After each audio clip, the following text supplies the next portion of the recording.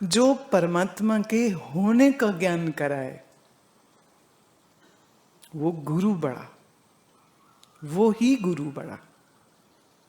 परमात्मा है, ये परमात्मा खुद बता सकता है क्या? क्योंकि बताने के लिए जीभ चाहिए, मुंह चाहिए, खोपड़ी चाहिए, खोपड़ी जिस शरीर पे हो वो शरीर चाहिए, फिर उस शरीर को पैदा करने वाले कोई माता पिता चाहिए, वो माता पिता को पैदा करने वाले कोई और माता पिता चाहिए, फिर उसके माता पिता, फिर उसके माता पिता, फिर उसके माता पिता।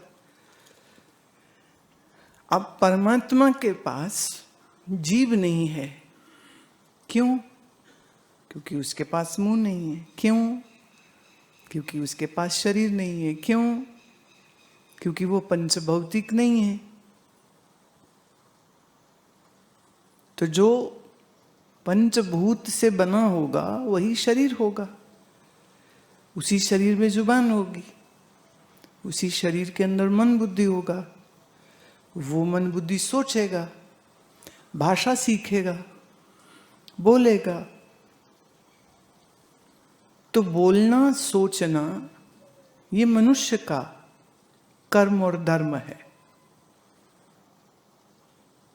तो परमात्मा है सच्चिदानंद स्वरूप और आधार रूप। तो खुद परमात्मा अपना वर्णन कैसे करेगा? इसीलिए उसको एक मन बुद्धि वाला एक ऐसा ऋषि चाहिए होता है जो ईश्वर के, ब्रह्म के होने का पता बोल के देगा। बोलने वाला, अंतःकरण वाला। अंतःकरण समझते हो? मन, बुद्धि, चित्त और अहंकार, ये चार की फंक्शनिंग जिसमें हो उसे कहते अंतःकरण। अंता माने अंदर, करण मतलब साधन। जैसे कुछ देखना है तो आंखें साधन है। आंख के बगैर हम देख नहीं सकते, कान नहीं हो तो सुन नहीं सकते, तो सुनने का साधन कान हो गया, है ना? देखने का साधन आंख हो गई। ऐसे पूरी दुनिया को जानने का साधन मन है।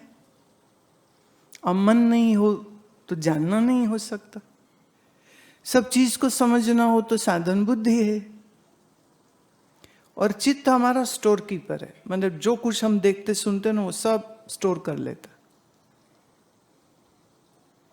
तो अंतःकरण वाला ही भाषा बोल सकता है और अपनी बात समझा सकता है। इसलिए सबसे बड़ा गुरु कौन? वो ईश्वर नहीं हो सकता है, बल्कि जिसने ईश्वर के होने का पता हमें बताया वो गुरु बड़ा सबसे गुरु हो जाता। गु कहते अंधकार को, रू रोशनी। तो जो अंधेरे में रोशनी कर दे उसको हम गुरु कहते। तो हमारे मन के अज्ञान को जो दूर कर दे, हमारी अविद्या के अंधकार को जो दूर कर देता है ज्ञान की रोशनी से, हम उसी को गुरु कहते। जो हमारे चित्त में पड़े हुए संस्कार को दूर करने की ज्ञान की रोशनी दे देता है, हम उसको गुरु कहते हैं।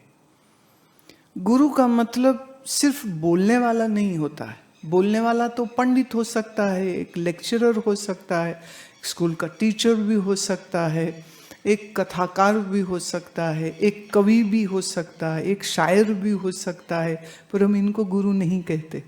तो जब मैं कहती हूँ अंधेरे में जो रोशनी कर दे, तो यहाँ रोशनी सिर्फ शब्द नहीं है। यहाँ रोशनी का मतलब उस शब्द का जो अर्थ है वो अर्थ भी समझ में आ जाए। जैसे मैं आपसे कहूं कि मेज पर चांदी की डिब्बी में कंठील पड़ी है, वो तुम ले लो। अब इसमें जितने मैंने वाक्य में शब्द आए हैं वो सब शब्द में तुमको कौन सा शब्द समझ नहीं लगा? पहले ये बताओ। कंठील। अब देखो, कंठ कहते गले को, कंठील जो कंठ को सरस बनाए।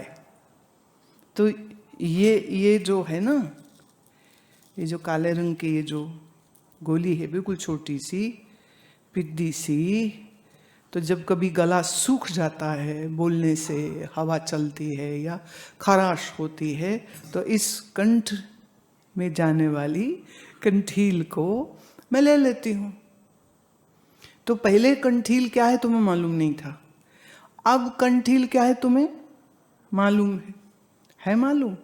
नहीं मालूम।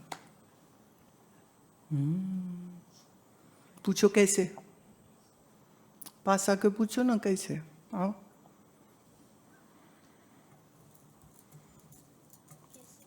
अरे और पास आओ ना, अब पूछो कैसे। मुंह खोलो, अब पता लगा बैठो। तो पता कब लगा? जब मुंह में वो गोली अब तुमने खुद से खा ली। तो अब क्या भूलोगे कभी? ये जितने लोग बैठे ना सब जल रहे हैं इस समय तुमसे। तो ये क्या हुआ? कंठील शब्द का अर्थ क्या है उसकी अनुभूति आपको हो।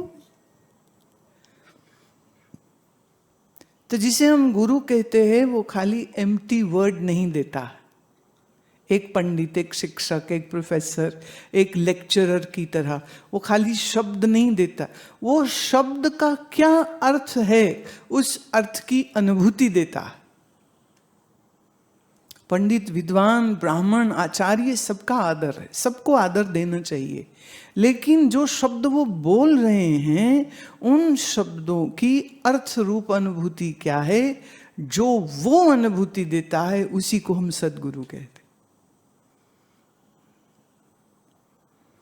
इसलिए हमारे देश में इस बात पर बड़ा जोर दिया जाता है कि आप विद्या किससे ग्रहण करते हैं?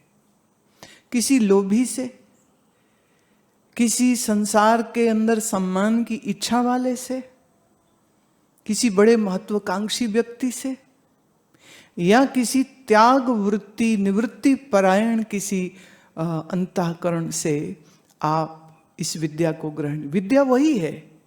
अगर आप किसी भोगी मन वाले या जिसको सत्ता सुख चाहिए या जिसको प्रसिद्धि का सुख चाहिए ऐसे व्यक्ति के मुख से गीता सुनेंगे तो इस गीता को सुन के आपको वैराग्य और विवेक तो जागृत नहीं होने वाला। ऐसों के पास तो फिर ऐसे चेले आते हैं जो यही सोच रहे होते हैं कि गुरुजी कब टपके और हम गद्दी लपके। वो तो इसी की वेट कर रहे होते। गुरुजी तो मतलब कितने साल जी लेंगे तो आश्रम फिर हमारा। तो गुरु की संपत्ति पर निगाह है, गुरु की प्रसिद्धि पर निगाह है। तो जरूर कहीं ना कहीं ऐसी लोभ की वृत्ति रखने वाला व्यक्ति ही किसी ऐसी लोभ की वृत्ति रखने वाले को अपना गुरु बनाएगा। लेकिन वास्तविक गुरु हम जिसको कहते हैं वो कौन? जिसके पास सिर्फ शब्द नहीं अनुभूति है, सिर्फ शब्द नहीं, वो उनको जीता है, वो ज्ञान को जीता है। तो ऐसा जो ज्ञान को जीने वाला निवृत्ति परायण ज्ञानी, वही सबसे श्रेष्ठ गुरु। परमात्मा तो बिल्कुल भी नहीं। विचारे परमात्मा का वर्णन तो ऋषि संत गुरु आचार्य ही तो कर रहे। सोचो, कल्पना करो एक ऐसा संसार जिसमें कोई ऋषि संत आचार्य ही ना हो, तो परमात्मा है पता भी कैसे चलेगा?